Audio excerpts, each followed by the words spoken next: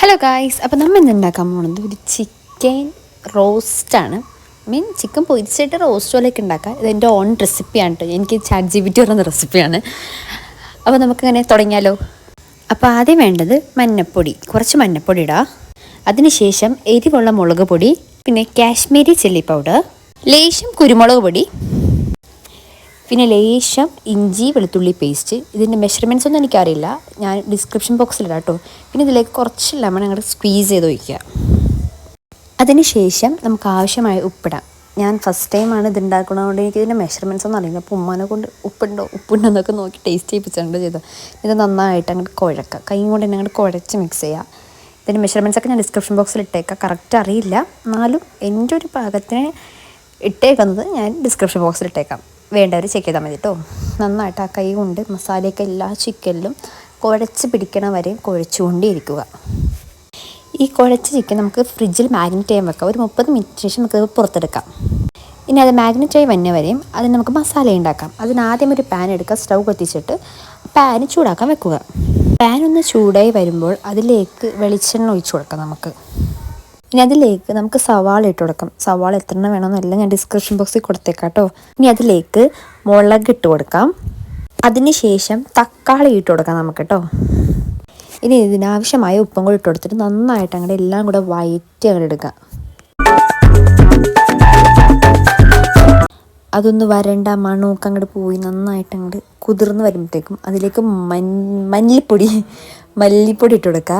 പിന്നെ നമ്മുടെ ഗരം മസാലപ്പൊടി ഇട്ട് കൊടുക്കുക. പിന്നെ പെരിഞ്ജീരകപ്പൊടി ഇട്ട് കൊടുക്കാം. എൻ്റെ കയ്യിൽ പെരിഞ്ജീരകപ്പൊടി ഇല്ലാത്തത് കൊണ്ട് ഞാൻ ആ പെരിഞ്ജീരകമാണ് ഇട്ട് കൊടുത്തേക്കണം കേട്ടോ അതിൽ.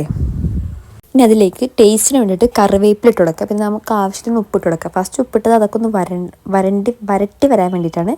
ഇപ്പം നമുക്ക് ഇതിനെല്ലാത്തിനും കൂടി ഉപ്പിട്ട് കൊടുത്തിട്ട് നന്നായിട്ട് അങ്ങോട്ട് ഇളക്കി കൊടുക്കാം എല്ലാം കൂടെ. ഇനി ആ പൊടികളും എല്ലാം കൂടെ ആ മസാലയിൽ പിടിച്ചെന്ന് അങ്ങോട്ട് അറിഞ്ഞ് കഴിയുമ്പോഴത്തേക്കും ആ പാൻ എടുത്തൊന്ന് മാറ്റിയിട്ട് നമുക്ക് നമ്മുടെ ചിക്കൻ പുറത്തേക്ക് എടുക്കാം.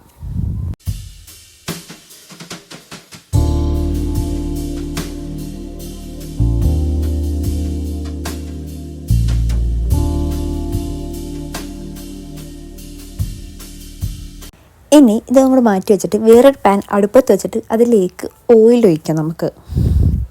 ആ ഓയിലൊക്കെ അങ്ങോട്ട് നന്നായിട്ട് ചൂടായി വരുമ്പോൾ മാറ്റി വെച്ച് ചിക്കൻ അതിലേക്ക് ഇട്ട് ഓരോന്നോരോന്ന് നമുക്ക് പൊരിച്ചു കൊടുക്കാം.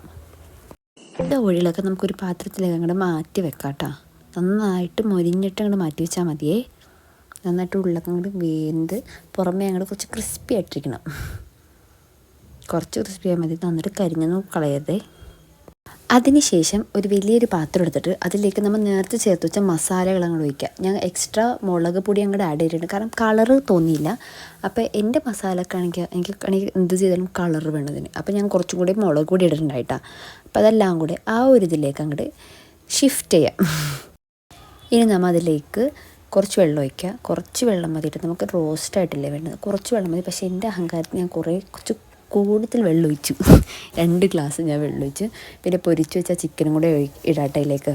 പക്ഷേ ഗൈസ് ഇപ്പോൾ ചിക്കൻ ഇങ്ങനെ ഉണ്ടപ്പോൾ ഞാൻ കുറച്ച് മസാലകൾ ചോദിച്ചിട്ട് ഞാൻ കുറച്ചും കൂടി വെള്ളം ഒഴിച്ചു അതിലേക്ക്. അപ്പോൾ എന്ത് ചെയ്തു, ഇങ്ങനെ കറി പോലെയായി.